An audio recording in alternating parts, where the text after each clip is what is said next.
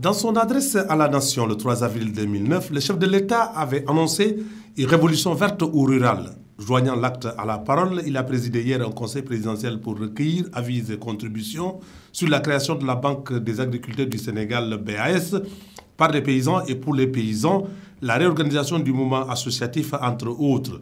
Maître Wade trouve inacceptable que la Guana, qui a suscité beaucoup d'engouement et englouti 800 millions de dollars, ne soit pas visible dans le quotidien. Nous allons créer une banque des paysans.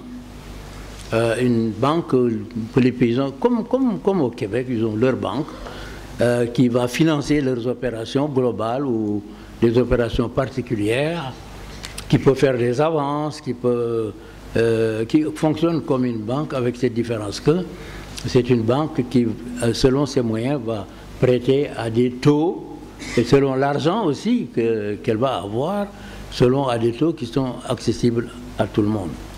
Très inspiré par le modèle québécois, le chef de l'État souhaite que les paysans sénégalais deviennent des agriculteurs techniquement bien formés, économiquement indépendants, socialement alignés aux salariés et capables de défendre leurs intérêts sans bureaucratie ni intermédiaire.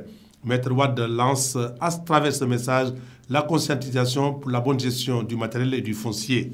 Nous allons donc proposer aux paysans une nouvelle organisation, un syndicat ou association qui sera parfaitement bien structurée et dont le rôle sera de défendre les intérêts des paysans. Autant dans les achats, parce que c'est l'association elle-même qui va acheter sans intermédiaire, soit au Sénégal, soit à l'étranger. Parce qu'elle peut importer, elle peut avoir un département d'importation de ces graines, et nous l'aiderons pour ça. Et de l'autre côté, nous fixerons le prix de l'arachide à temps pour éviter l'intervention de parasites qui achètent les graines aux paysans pour les revendre le lendemain au double du prix. Parce qu'à ce moment-là, nous achetons même les graines aux paysans. Au chapitre des réactions, les professionnels du monde rural ont simplement donné un cutis au chef de l'État. Nous entendons nous impliquer pour la réussite de ce programme et nous pensons même que le moment est venu de penser aujourd'hui à des transferts de compétences qui concerneraient l'agriculture, l'élevage et la pêche, compte tenu de ce que nous voulons faire de nos collectivités locales, des portes d'entrée du développement et des pôles de développement.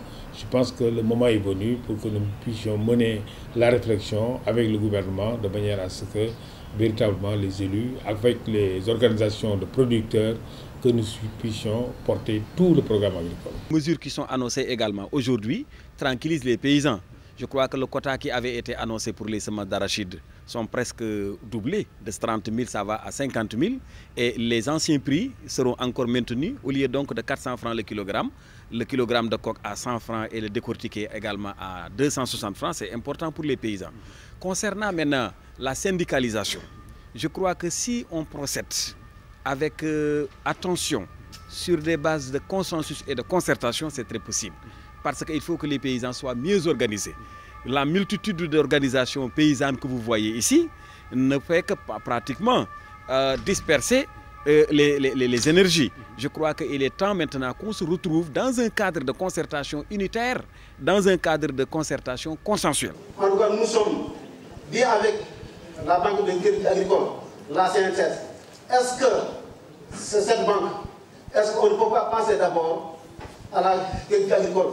Donc je pense que si c'est possible, est-ce qu'on peut la renforcer au lieu de changer, de faire une autre banque? Sous la conduite de Suleiman Ndiaye, Fatou Gueye-Sarr, ministre de l'Agriculture, et Dr Mouhaïr Gueye-Seck, ministre de l'Élevage, sont chargés de la mise en route de ce programme. Nous avons déjà partagé le concept avec les éleveurs à travers une grande réunion de concertation qui a regroupé 41 organisations professionnelles de l'élevage. Et à cette occasion, j'ai expliqué le concept de révolution rurale qui regroupe plusieurs parties. La première, c'est la responsabilisation des producteurs.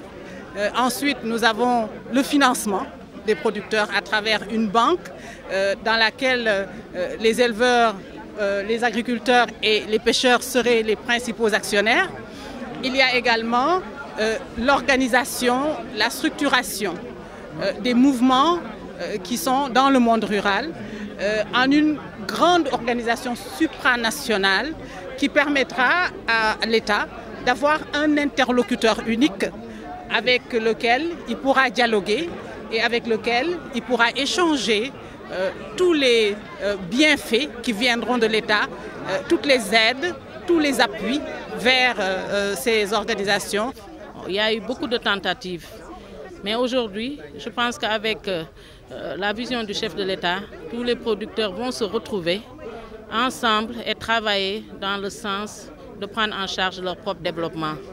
Nous allons les accompagner, nous allons faire plus.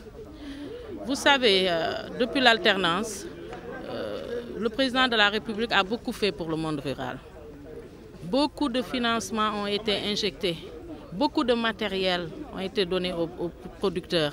Il est temps aujourd'hui que ces acquis soient valorisés et que l'impact de toutes ces actions soit vraiment visible au niveau des ménages ruraux. Donc nous sommes convaincus qu'avec cette révolution verte, les choses vont changer. Nous demandons à tout un chacun de nous accompagner et d'y croire. Le président propose une VEL, visite éducative localisée au Québec pour les paysans.